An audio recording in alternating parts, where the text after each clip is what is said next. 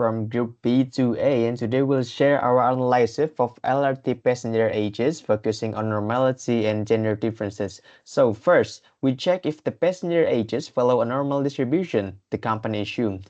We sorted the ages, calculated percentiles, and plotted them against Z-score. So the result near a straight line, meaning that the data is normally distributed with mean of 26.5 years and standard deviation of 5.6. Next, we tested if age differs by gender. So because variances were unequal, which is 34.1 for females and 21.1 for males, we used Welk tests. The result was clear. Female average 27.2 years and male 24.4, with statistically significant gap, which is with the p-value of 0.016. So what does this mean? Passenger age is normally distributed, but gender matters. So that's all from me. Thank you for listening. Hello, my name is Puteri Afrina binti Muhammad Mustaqim. My matrix number is 240599190. I will briefly explain how we calculate the probability that the sample mean age is greater than 26 years. We start with the given value, which is the population mean is 26.9 years and the sample size is 100. Step 1, we calculate the sample mean, which is 26.46 years. This is based on the formula shown, where we add up all the sample value and divide by the sample size. Step 2, we compute the sample standard deviation, which came out to 5.654. This tells us how spread out the age are in the sample. We use this formula here. This means we subtract the difference between each value and the sample mean. Then, squaring those difference and adding them all up. Next, only we dividing that sum by n minus 1, which is 99 in this case, and then taking the square root. After calculating all that, we got S equal to 5.654. This is a measure of how much variation there is in our sample data. Step 3, we then calculate the standard error, which measure how much the sample mean is expected to vary from the population mean. The formula is standard deviation divided by the square root of sample size. That gives us SE equals to 0.5654. Moreover, step 4, we compute Z-score. This standardizes our result, so we can use Z-table. The formula is sample mean minus population mean divided by the standard error. That gives us a Z-score of negative 1.591. Step 5, we use Z-table to find the probability. We find the probability that the sample mean is greater than 26 years. So we find probability Z more than negative 1.591 from the table. That's approximately 0.9441 or 94.41%. So overall, there's a 94.41% probability that the sample mean is greater than 26 years. Now, let's interpret what the result means. The statistical results show that likelihood of obtaining a sample mean of greater than 26 years is very high, which is 94.41%, based on Z-score of negative 1.591 using a sample size of 100 and population mean of 26.9 years, indicates even though the population mean is slightly higher at 26.9 years. From a management perspective, this implies several key points such as sampling variability is expected. Minor deviation in the sample mean compared to the population mean are normal. The sample mean of 26.46 years falls well within the range of likely outcomes. Sample results are statistically consistent. The fact that a sample mean as low as 26 still has a 94.41% probability of occurring means that results are not outliers or red flags. They are statistically reasonable given the known distribution of passenger age. Next, passenger demographic remains stable, which means despite small difference between the sample mean and the population mean, the data suggests that the age profile of LRT passengers remains stable and consistent over time.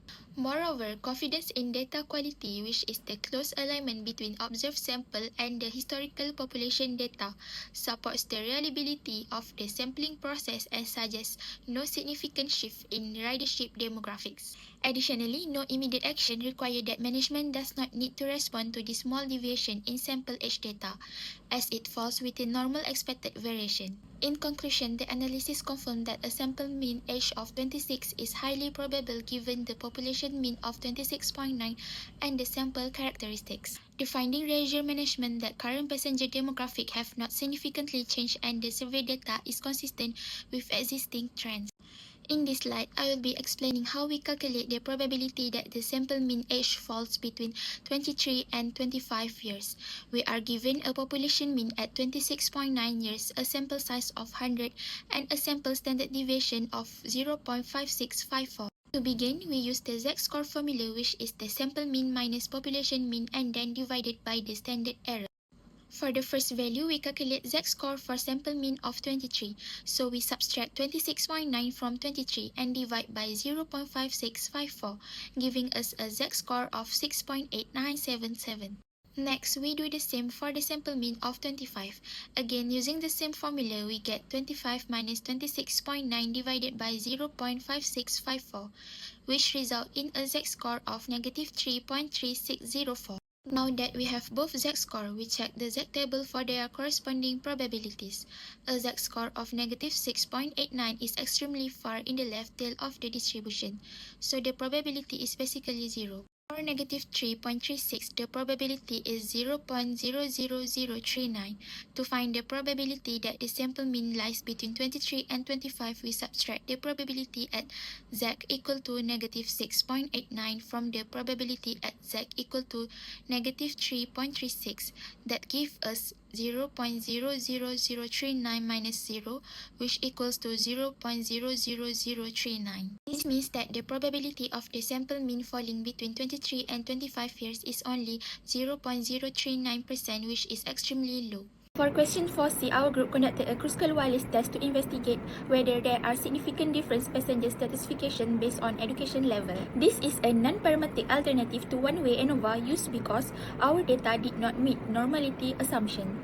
First, variable selection. We select the dependent variable as passenger stratification tree, which is safety and security. This measures how safe passengers feel using LRT service.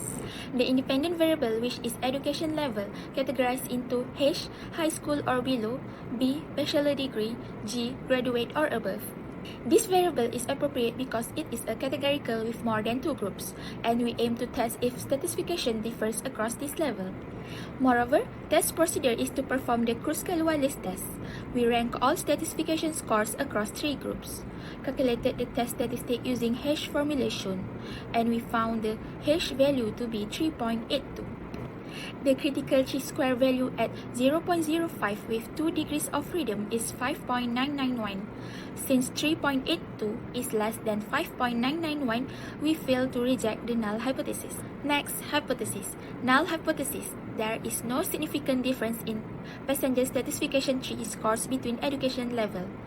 Alternative hypothesis. At least one group differs significantly in terms of safety and security perception. To conclude, the calculated Kruskal-Wallis H value is 3.82, which is lower than the critical chi-square value of 5.991 at a 5% significance level with 2 degrees of freedom. The p-value is 0.15, which is also greater than 0.05. Based on this, we fail to reject the null hypothesis. This suggests that there is no statistically significant difference in the safety and security stratification score PS3 among passengers with different education level, whether they are high school graduates, degree holders, or postgraduates. This finding is important because it indicates that passengers across all education backgrounds generally perceive safety on the LRT service in a similar way.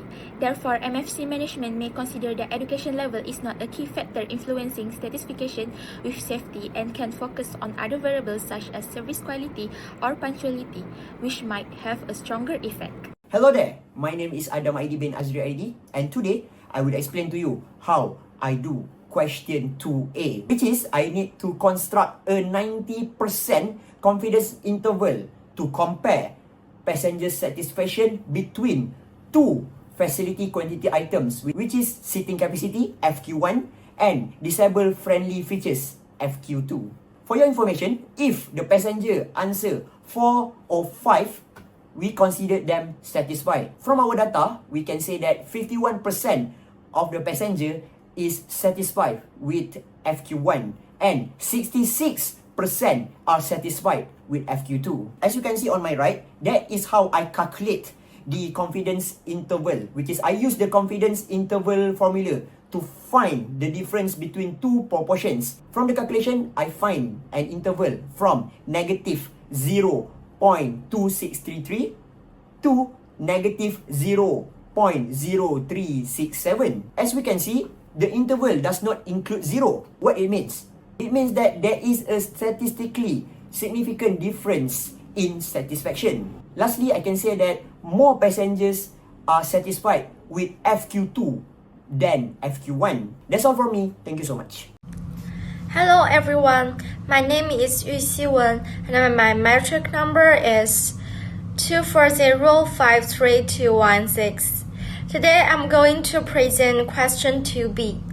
Test if the mean score on passenger satisfaction of the female passengers are higher than the male respondents at 5% level of significance.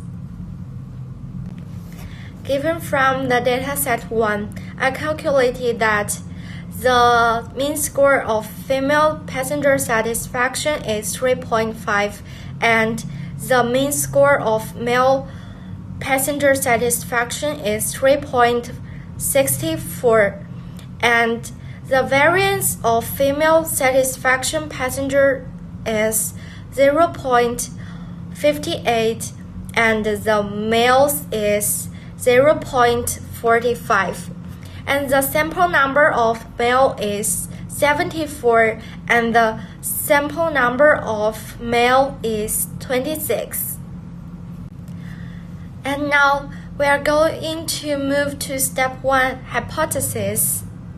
I set up the null hypothesis is the mean score of female passenger satisfaction is less than the mean scores of the male passenger satisfaction.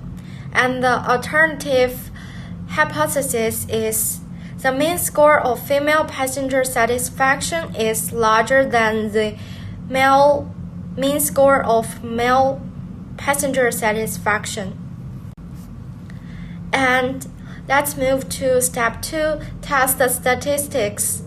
And given from the formula, we calculated that the t-value is negative 0.88.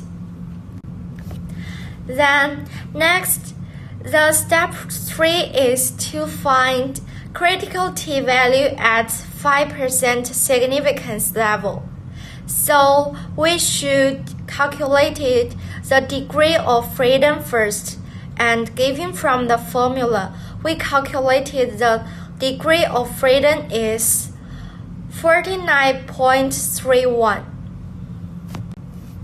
And after we found the degree of freedom, we look up from the t-distribution table and we found the critical t-value is 1.6T7.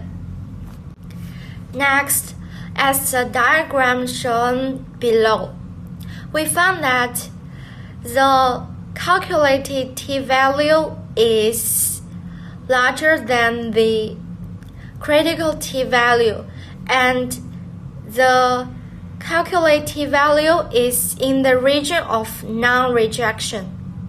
So we get the result. And in conclusion, there is no enough statistical evidence at the 5% significance level to calculate that female passengers has higher satisfaction mean score than male passengers. Thank you. Hello, my name is Muhammad Sananda Rizky Azwan, and right now I'm gonna explain question 3. Okay, so question 3a, the hypothesis testing. In the first part of the analysis, We investigated whether there was a statistically significant difference between two groups, labeled FQ1 and FQ2. The mean difference between these groups was calculated to be minus 0.300, indicating that, on average, the value in FQ2 were slightly higher than those in FQ1. To determine whether this difference was meaningful or just due to random variation, we calculated the standard deviation of the difference, which was 0.870. This standard deviation helped us understand the spread of the data around the mean difference. Next, we compute the t-statistic, a measure that compares the observed difference to the variability in the data. Plugging in the numbers, we got a t-value of approximately minus 3.447. To interpret this, we compare it to the critical t-value of 1.985, which is the cutoff for significance at a 95% confidence level with 99 degrees of freedom. Since our calculated t-value is minus 3.447, had an absolute value greater than 1.984, we rejected the null hypothesis. This means the difference between FQ1 and FQ2 is statistically significant and not due to chance. Now for part B, the analysis of variance or ANOVA. The second part of the analysis expanded the comparison to multiple groups using ANOVA. First, we calculated the grand mean 3.936, which represent the overall average across all groups. Then we partitioned the total variability in the data into two components. One, between group variability SSB 0.330, meaning difference among the group means. And number two, within group variability SSW 66.910, difference within each group. To test whether the between group difference were significant, we calculated F statistic by dividing the mean square between groups. MSB equals 0.165 by the mean square within group MSW equal to 0.990. The resulting F value was 0.239. We then compared this to the critical F value of 3.9 at the same 95% confidence level. Since our F value is 0.239 was much smaller than 3.09, we failed to reject the null hypothesis. This suggests that while there might be a small difference among the group, they are not statistically significant overall. Thank you. Hello everyone, my name is Nur Suryati Amani binti Anwar and my lecture ID is 24004891. So, as for the question 4A, we are required to do the chi-square test of independence. Basically, the chi-square test of independence is a statistical test used to check whether two variables are likely to be related or not. So, in this case, I already choose two variables, which is gender and private transportation. Both of them are under the categorical variables since this test is specifically designed for analyzing a categorical data. First thing first, I will state two hypotheses, which is the null hypothesis is there is no significant association between the gender and private transportation. Meanwhile, the alternative hypothesis is there is a significant association between the gender and private transportation. So now we move to the chi-square test statistic. Firstly, I will compute the overall population as you can see at my calculation down below. Then you will get the result of 0.54. Then I will generate a table of observed versus expected frequency in order for me to look at the data more easier and clearly. Finally, I can calculate the chi-square test statistic value. So I will use the formula in the green column, which is the sum of frequencies observed minus by frequency expected squared divided by frequencies expected. Then I will get the answer of 0.87 for 2 decimal places or 0.8708 in 4 decimal places. Now it's time for making a decision. Here, since the chi-square test statistic value, which is 0.87, is smaller than the critical value, which is 3.841. So we do not reject the null hypothesis, and we conclude that there is no significant association between the gender and the use of private transportation among our respondents at the significance level of 0.05 and the degree of freedom 1. Now, we move to the question for B, where we need to do the Mann-Whitney-U test, or also known as the Wilcoxon-Rank sum test. Mann-Whitney-U test is a non-parametric statistical test used to compare two independent groups when the dependent variable is either ordinal or continuous but not normally distributed.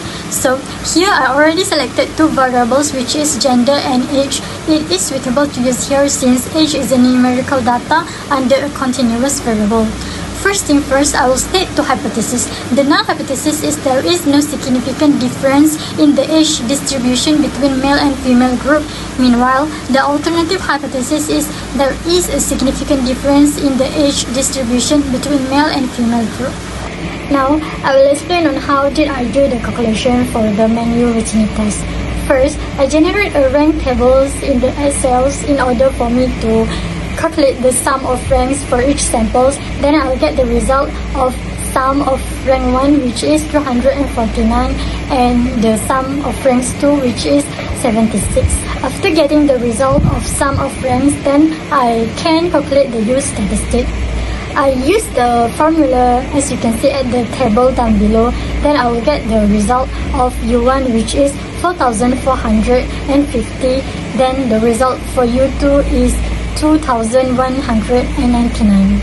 After that, I will choose the smaller u in order to calculate the z statistic value. Then I will get the result of 3.97. Now, I will make a decision using a critical approach. So, for the significance level of 0.05, since the critical z value is negative 1.645, is smaller than the z statistic value, which is 3.97.